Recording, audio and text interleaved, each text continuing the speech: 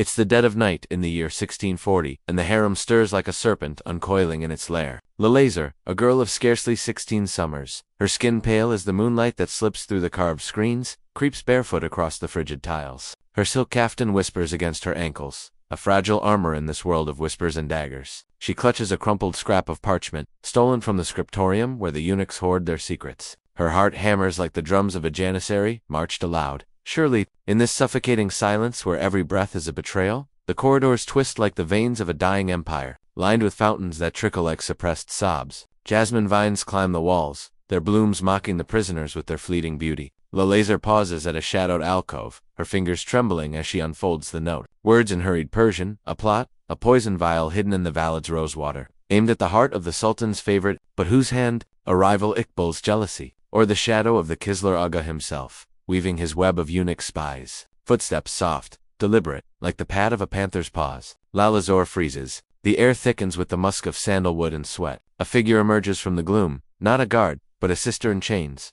her eyes wide with accusation. "What have you seen, little tulip?" the woman hisses, her voice a blade wrapped in velvet. Before Lalazer can flee, rough hands seize her, their faces smooth as polished stone, their grips iron. They drag her toward the black eunuch's chambers, where judgments are whispered and bodies vanish like smoke. Picture her terror as the heavy doors groan shut behind her. The room reeks of incense and old blood, the walls draped in crimson brocades that drink the light. The Kisler Aga lounges on a divan, his vast frame swathed in emerald silks, fingers heavy with rings that glint like eyes in the lamplight. "A bird with a stolen song," he murmurs, his voice a silken noose. Lalazer falls to her knees, the marble biting into her bones. She knows the punishment for eavesdropping, the bastinado lashes that flay the soles of her feet until she screams secrets she doesn't possess. Or worse, exile to the wastelands beyond the city, where the wind howls like the ghosts of forgotten lovers. But in this moment, as the first whip cracks the air, Lalazer glimpses the truth of the gilded cage. Beauty is a currency, love a poison, and survival a game where the board is bloodied before the first move. This is the Ottoman harem, not a paradise of perfumed idols, but a labyrinth of ambition and agony, where women forged from distant shores learned to wield whispers as weapons.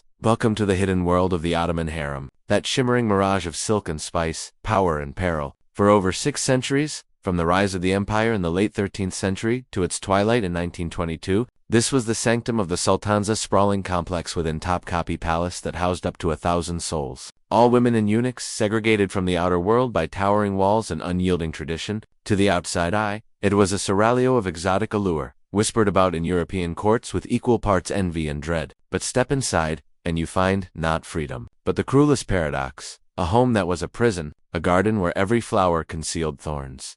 Listen to the silence of those walls, broken only by the splash of fountains and the rustle of veils. The harem was the Sultan's private domain, forbidden to all men save the black eunuchs who guarded its gates. Here, girls as young as 7 were brought captives from Circassia, Georgia, Venice, or the Slavic lands, sold into slavery to serve, to seduce, to survive. They entered as blank scrolls, trained in the arts of pleasing, the lutes, melancholy strains, the dance that twisted like smoke, the poetry that masked a dagger's edge. But beneath the opulence, the Iznik tiles, gleaming azure and crimson, the steam of hammams, scented with ambergris lurked, a rigid hierarchy, a ladder slick with intrigue, where ascent meant rivals' ruin. At the base slithered the Kuri, the lowly concubines and servants, faceless drudges scrubbing floors, or fanning the great ladies with peacock feathers. Their days blurred in toil, their nights in prayer for a glance from the Sultan that might elevate them. Promotion came as Kalfa, skilled attendants who managed the chaos of wardrobes and whispers. But true hope flickered for the Giz diva favorites. Those who caught the Sultan's eye in the rare moments he ventured in, up to 8 might rise thus, granted a private chamber, a taste of silk and solitude. From there, the Iqbal, the fortunate ones, for a number, who bore the weight of potential heirs and the peril of politics. Higher still, the Kadan Effendi, the official consorts for wives in the classical sense, though by the 16th century, the harem swelled with unofficial loves, each vying for the title of Haseki Sultan, the chief beloved, and at the pinnacle, the valid Sultan, the queen mother, whose shadow eclipsed even the throne. She was the harem's iron fist in a velvet glove, advisor to her son the Sultan, puppeteer of the empire's strings. Her word could summon viziers or send assassins. Her favor built mosques, her wrath toppled dynasties. Yet no one loomed larger in terror than the Kisler Aga, the chief black eunuch, a castrated African giant, his body a testament to the harem's savagery, flesh carved away in boyhood to ensure loyalty untainted by lust. He was the enforcer, the confessor, the Sultan of secrets. With a nod, he could flog a girl to oblivion or whisper a plot to the valid that felled the rival. His apartments were a confessional of screams, his spies woven into every tapestry. The Kisler Uga didn't just guard the harem, he owned it, a eunuch emperor in a world that emasculated all.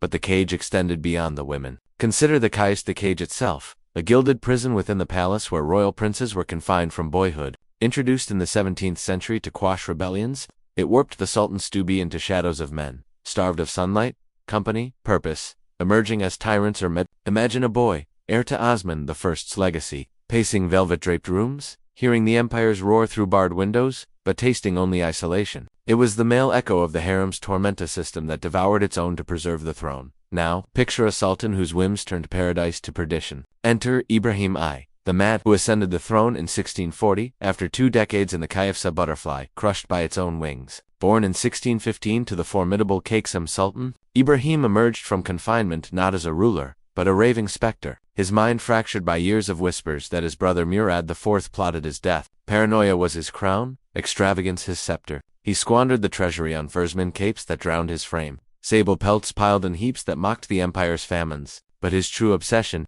the harem's flesh, a canvas for cruelties that chilled even the jaded Valide.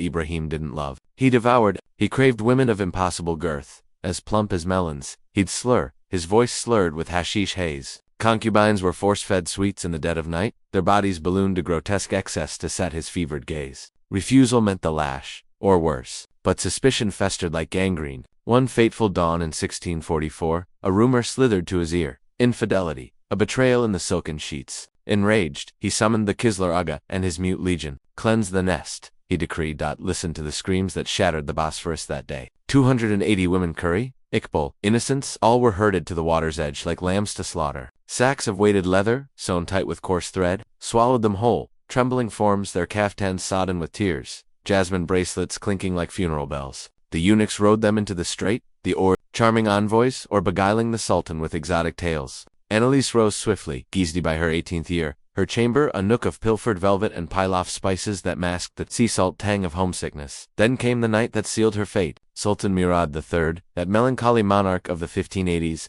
wandered the harem in moonlit ennui, his viziers droning of Persian fronts beyond the screens. Annalise, summoned to entertain, did not dance the rote turns of her sisters. Instead, she sang a haunting aria of lost lovers on the Grand Canal, her voice a silver thread weaving through the ouds and zurnas. Murad froze, his goblet of sherbet untouched. For the first time in years, he laughed a sound like cracking ice. "You sing of chains disguised as waves," he murmured, drawing her close. That night she became Iqbal, her bed his throne of solace. Her eyes was a comet's blaze. Intelligence, not just beauty, ensnared him. She debated theology with the ulama through lattice veils, penned poems that echoed Hafiz's fire, even whispered stratagems for the Safavid borders that eased his furrowed brow. As Haseki Annalise bore a son, a prince with her aquamarine eyes, and her apartment swelled with gold-threaded tapestries, slaves bearing platters of Venetian glass. The harem buzzed whispers of the Frankish witch who tamed the lion, but favor is a serpent's kiss. The valid Sultan, Safi herself a Venetian captive, risen to power. Her heart a fortress of grudges saw not a daughter, but a dagger at her throat. Annalise's son threatened Safi's own heir. Her foreign wit sowed doubts in Murad's ear about the old guard's loyalties. Rivals circled, a Kadan Effendi of Bulgarian steel, whose spies laced Annalise's Rosada with whispers of treason. She plots with the Doge, they hissed to the Kisler Aga who nodded, his rings flashing like fangs. The machinations unfolded like a shadow play. A forged letter, discovered in Annalise's loot case, pledging secrets to Venice's spies. Poison in her Lukumi subtle as regret, that twisted her nights with fever dreams. The valid struck the final blow, during a grand iftar feast. As lanterns bobbed like fireflies, Annalise collapsed mid-dance. Her silks pooling crimson from a slipped dagger framed as her own hand in suicidal despair over betrayed love. Drugged with grief and doubt, raged but relented, banishing her corpse to an unmarked grave beyond the walls. Annalise's fall echoed through the harem. A dirge on eunuch lips, a warning on every tongue. Even the Sultan's heart was noble. It was the cage's deadliest lock, turning adoration to accusation, passion to pyre. In this gilded labyrinth, love was the most treacherous path of all, and so the wheel turned, the cage's bars bending but never breaking. From its depths rose figures who didn't just endure, they conquered, their ruthlessness a mirror to the empire's own. Consider Kaiksem Sultan, the Anatolian girl snatched in youth, renamed for her golden tresses, who clawed her way from Kari obscurity in the early 1600s to the empire's unspoken regent. Enslaved at 12, she entered Ahmed I's harem as one face among hundreds, her wit a hidden flame. But Ahmed saw her, not the trembling child, but the steel beneath. a partner in pillow talk plots that outfoxed Vizier. As Haseki she bore 4 sons. Her influence a silken noose around the court. Widowed young Kakesem became valet to Murad IV, that whip-scarred tyrant who ruled with a rod of iron. She navigated the cave's shadows, smuggling messages to her imprisoned boys, her spies rivaling the Kislar Agas. When Murad fell to fever in 1640, she crowned her last son, Ibrahim the Mad himself, throne in hand. But reins in hers, yet power's price was blood. To safeguard her line, she turned assassin, her orders silencing rivals in the harem's steam. During Ibrahim's descent, she conspired with the Janus, her own son's stranglers, weeping crocodile tears as his body cooled. Kaysem Zenith came as Buyuk valid grandmother, regent to young Memdeve IV, her hand guiding the Sultanate through wars and whispers. But the cage corrupted utterly. The girl who entered powerless emerged a spider, her web spanning Istanbul to the frontiers. She ordered poisonings, framed innocents, even clashed with her daughter-in-law, whose assassins ended Kaysem's reign in 1651, strangled in her bed with her own petticoats. They say Safie, too, that Venetian viper, mirrored the tale. Captured in 1562, Haseki to Murad III by 1570's end, she ruled as valet to Mehmed III. Her letters to Queen Elizabeth I, begging aid against Ottoman foes, while she crushed harem descent with Venetian cunning. These women, forged in the same fires that burned them, perpetuated the prison. To shield their sons, they sharpened its blades, turning victims to victors in a cycle of venom. In the end, the Ottoman harem was no mere seraglio of scandal, but a microcosm of empire, splendor, veiling savagery, ambition, devouring the ambitious. It whispered a timeless truth: power's allure is the cruelest illusion, a cage we gild ourselves. What chains do we wear today, wrapped in gold? Ponder that, as the sun rises over Istanbul's spires, and the ghosts of Lalazer, Annalise, and Kakesem stir in the jasmine-scented wind. Sources drawn from Ottoman chronicles, Leslie Purse's The Imperial Harem, and Palace Archives. Subscribe for more veiled histories. Like, comment, share your own gilded cages below.